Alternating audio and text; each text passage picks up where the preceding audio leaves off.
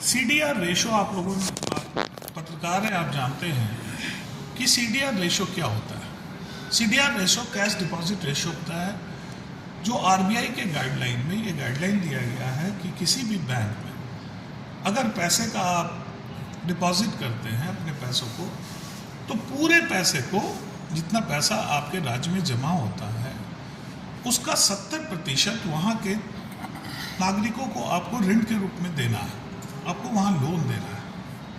बड़े आश्चर्य की बात है कि पिछले 25 सालों में जब लालू जी की सरकार थी, उस वक्त आपका सीडीआर रेशो था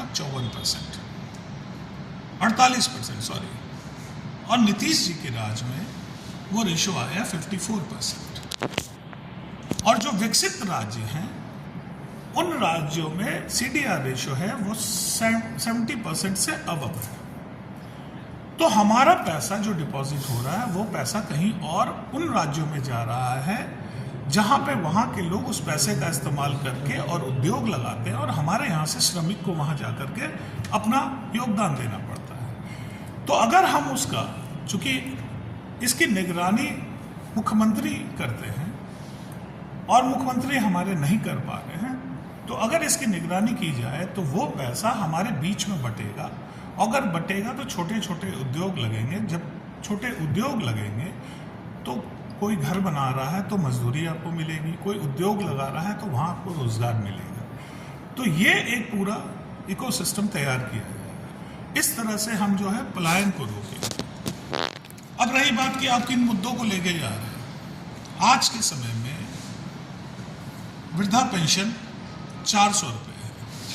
उस 400 रुपये को भी लेने के लिए एक वृद्ध को 150 रुपये फिर वहाँ के लोकल उसको देना पड़ता है। तो हाथ में क्या आता है? क्या 300-400 रुपये में आप अपने घर का खर्चा चला सकते हैं? नेक्स्ट टू इम्पॉसिबल है।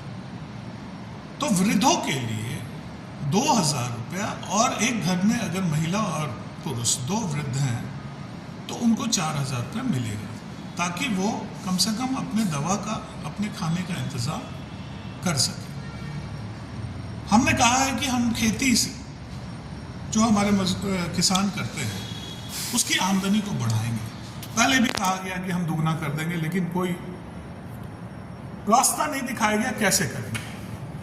जब हम लोगों ने कहा कि खेती को हम मुनाफे के लिए कर देंगे, तो हमारा ये मानना है कि आज जिस मनरेगा को आप गांव में नहर बनाने में, रोड बनाने में और इन सब चीज़ों में इस्तेमाल